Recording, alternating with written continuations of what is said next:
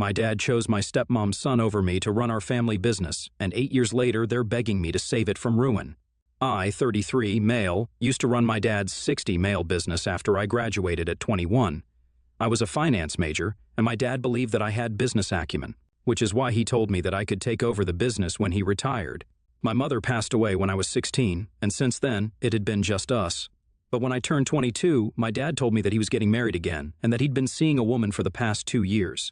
His second wife also had a son from a previous marriage, but she was divorced, and her ex-husband was still involved in her son's life. My stepbrother, 30 male, was just 18 and starting out at college when I met him. At first, he seemed to be a nice guy, and we got along well in the beginning since he was majoring in economics and used to ask me for tips for college occasionally. But once he'd spent a year in college, he came back as a total, arrogant jerk and was just annoying to talk to. So I stopped speaking to him altogether. My stepmom obviously didn't see anything wrong with his behavior and continued to baby him, and my dad didn't bother to address the change in his stepson's behavior either. I used to live in the same house and would be around whenever my stepbrother would come back home, and he'd make it a point to put me down or mock me in whatever way that he could. I think it was because he went to a better college than mine, better only because the college he went to was notorious for turning out rich, bratty, and downright annoying people, which is exactly what he was turning into. But I managed to ignore him somehow, and that's the way it was for 2 whole years until my stepbrother graduated. And my dad announced to our family that he was going to let his stepson take over the business now so that he could kick back and relax. I wasn't happy with that because he'd promised me that position earlier. I was also his son by blood and had been working day and night for my father's business. I'd been running my dad's business for the last 3 years anyway when my stepbrother was off at college, so it was natural for me to inherit the business and not him. But my dad felt that my stepbrother had had a better education and would be more capable and competent than I was. He told me that I could work under my brother and handle the finances only, since that was my forte. But I wasn't okay with working for my brother, especially when I'd been working so damn hard to prove myself worthy of being the boss for 4 whole years. Even before my dad married my stepmom and my stepbrother came into our lives. He only had the knowledge that he'd gained from college. He had no idea what hands-on experience of running a business was like, unlike me. I tried to explain that to my dad, but he just wasn't ready to listen. And after a few days of arguing, my dad told me that his decision was final, and if I wasn't happy with it, then I could pack my things up and leave. So that's exactly what I did. I stayed at a friend's house for a few days after that until I got a job. And once I received my first paycheck, I rented an apartment with 2 other people and worked my way up from there. I still remember very distinctly that my first room was a pale blue that really helped me calm my nerves whenever I'd come back from work frazzled, exhausted, and still hurt over my dad's betrayal. I think that's why I chose to paint my current house's walls the same shade of blue. I now live in a nice little house in the suburbs with a picket fence and my dog Ozzy.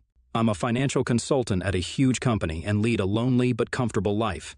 I didn't ever speak to my dad or anyone else from my family after I left, and I've only kept in touch with a handful of my friends. I've had to work really hard, and in the process, I lost touch with a lot of people. But I'm okay with that because that just meant fewer people to remind me of the past. My home, my dad's house, is just a 3-hour drive away from where I live now, but to get where I am now, it took me 8 whole years. So I'm kind of proud of myself for achieving this since I was all on my own and didn't have anyone looking over me. I've never felt the need to speak to my dad again or even forgive him because it's been so long that it just doesn't matter anymore. And I used to think that he'd forgotten about me entirely as well, but that changed around 2 days back when my dad showed up at my house out of the blue. It was the weekend, and I was home as well. I was really shocked to see him here, and the change that 8 years had brought in how he looked. He was a shadow of the man that he used to be almost a decade back because now his hair was grayed and had thinned considerably, and he was also a lot more bony and skinnier than I remembered. He told me that he'd asked around for my address, and one of my friends from the past, the one who'd let me stay at his place when I got kicked out, had told him where to find me a few days back when my dad had told him that he wanted to end the feud and reconcile with me. I felt bad for him, so I invited him in, and he told me that my stepbrother had been the one to drive him here and was waiting in the car. So I invited him inside as well, even though I really didn't want to speak to him. But it's common courtesy. My stepbrother also looked worn out and tired, and it was obvious that they'd been through some hard times judging by their battered car and faded old clothes.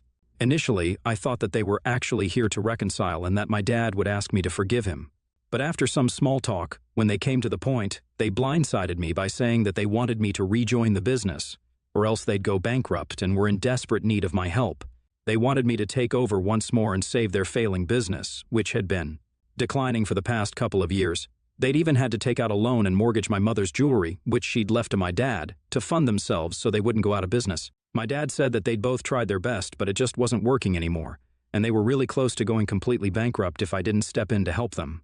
Even my stepbrother, who still seemed just as arrogant as he used to be, said that they needed my help and wanted me to take over to save them. So they wanted me to get involved after almost a decade only because they wanted me to prevent their ship from sinking.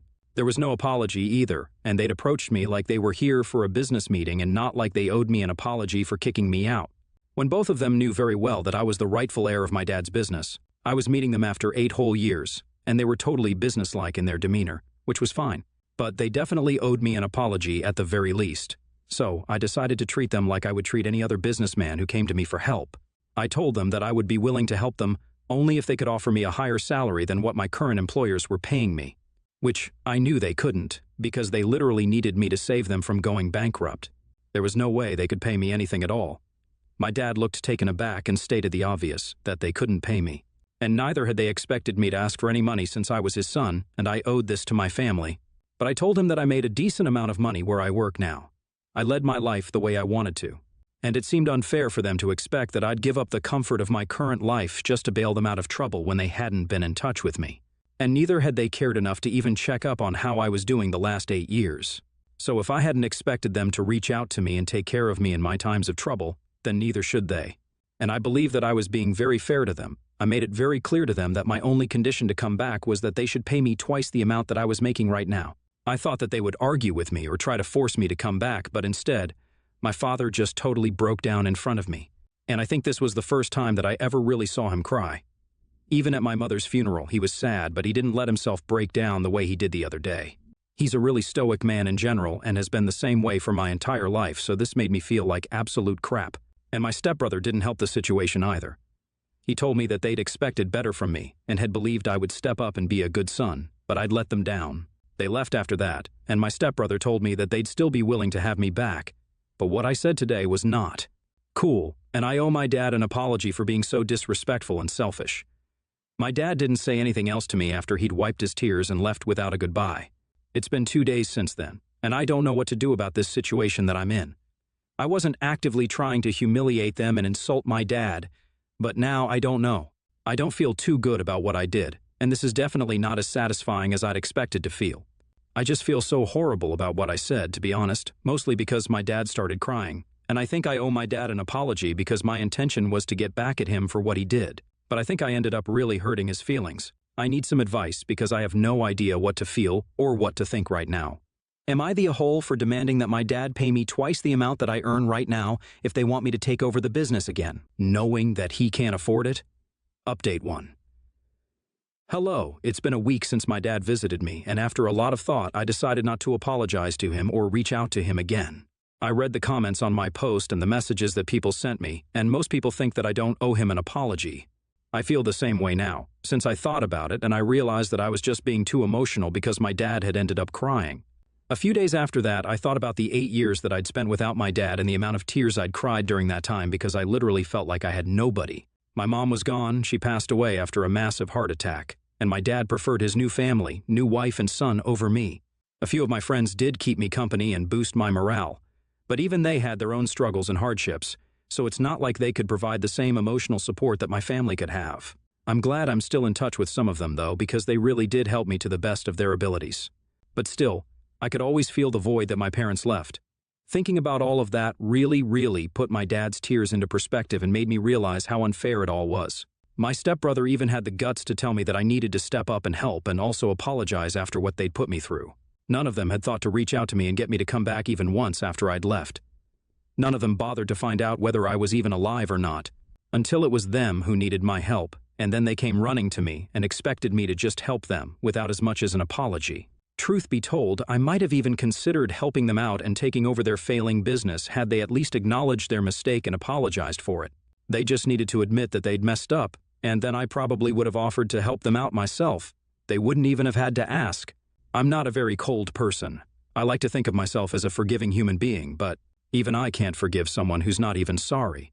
And they pissed me off by playing the family card because why was that not something they considered when they were kicking me out of the business and their home?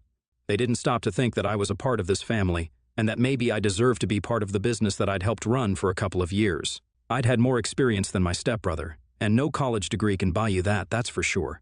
If it hadn't been for my stepbrother's dad, he probably wouldn't even have been able to attend that college, and we would have been on the same boat then.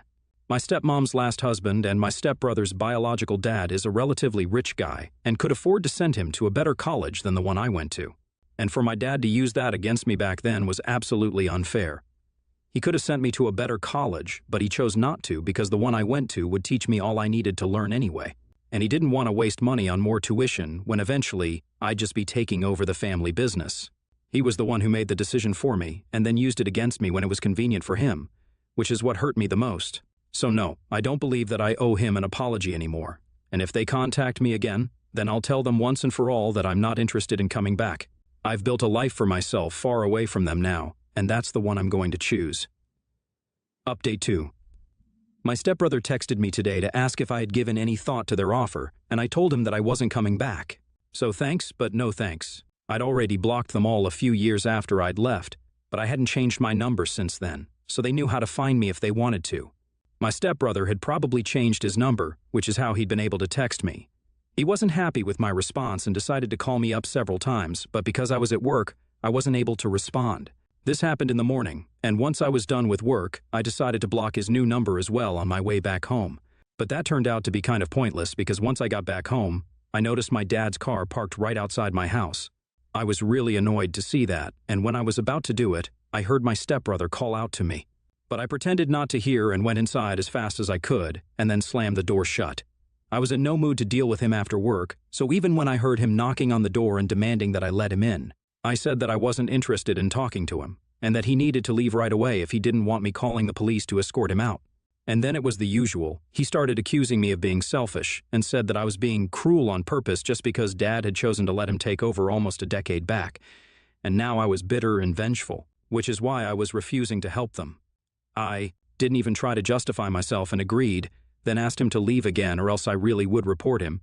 And that's when he finally left after letting out a string of expletives against me, as if that would make me feel bad. I'm thinking about tightening the security around this place because it's not that bad for them to mess with me. But I absolutely can't let them mess with Ozzy. Update 3. Okay, so I had to take a day off of work today because of what happened yesterday and everything that I got to know about my family. All I can say is my dad is a seriously messed up person, and I have no idea why he would confess the things he did yesterday. I received an email from my dad last night, and I wasn't expecting that at all because the last time I'd heard from them was when my stepbrother had shown up at my place almost 2 weeks ago. Since then, they had neither texted nor called me anymore, so I'd assumed that they'd given up trying to get me back. And even I'd sort of forgotten about it because I was really busy with work. His email was really long, so I thought I'd read it later. But he sent another email within seconds to tell me that I needed to read the first one as soon as possible if I wanted to know the truth about why he'd made my stepbrother his successor and not me. That piqued my interest, so I ended up reading that email last night, and I honestly just don't know what to make of it. He told me that he hadn't met my stepmom after my mother's death like he told me initially, but in fact he'd known her for a long time, and they'd been together for several years before my mom passed away. So, he'd been cheating on my mom for a long time. My stepmom divorced her husband a year after my mom's death, and eventually, my dad told me about their relationship and made it seem like they'd been together for just a short while. I've got to admit, they hid it really well. He told me that my stepbrother had known about their extramarital affair and had kept it secret for them for the longest time. But once he graduated from college, he told my dad and his stepmom that he wanted to take over my dad's business. My dad had suggested that he and I partner up and run it together, but he wasn't okay with that and wanted to be the only boss. He tried to negotiate with my stepbrother to the best of his abilities because of the promise he'd made to me earlier, but my stepbrother just wasn't ready to listen. Eventually, he brought out the big guns and told my dad and his stepmom that they could either make him the successor who would inherit the lucrative business, or else he'd tell his dad about his mother's affair. And that would put an end to the alimony payments. His dad was the head of surgery at a hospital, and that was not a position that he could just inherit. He'd have to study for it and work to get there, which is why he preferred my dad's business, which was something he could get with persuasion and blackmail. So, my dad had no choice but to let him take over the business because my stepmom couldn't give up the alimony. She believed that the money from the alimony payments would help in the future in case they ever needed money. But now, when they really did need money to fund their business and save it from sinking, she was refusing to lend a helping hand and was holding on to all the wealth that she'd accumulated over the years. That's why my dad had been forced to mortgage my mother's jewelry. The woman was so damn selfish that even after everything that my dad had done for her and her son, she was refusing to help them because she didn't think it was worth it to save an already failing business and didn't want to lose money, even though her own son had also asked her. She didn't care about anyone but herself, not even her own son, and my dad was realizing it just now. Although I can't say I feel bad for any of them because all of them are just horrible, horrible people, I'm really relieved now that I left this toxic and selfish family behind. My dad asked me to consider coming back, now that I knew his reasons behind doing what he did. But if anything, he's just hammered the last nail in his own coffin. There's not a chance in hell that I'll go back to them now that I know the truth. He's been cheating on my mother, and I think now it's just his bad karma catching up to him.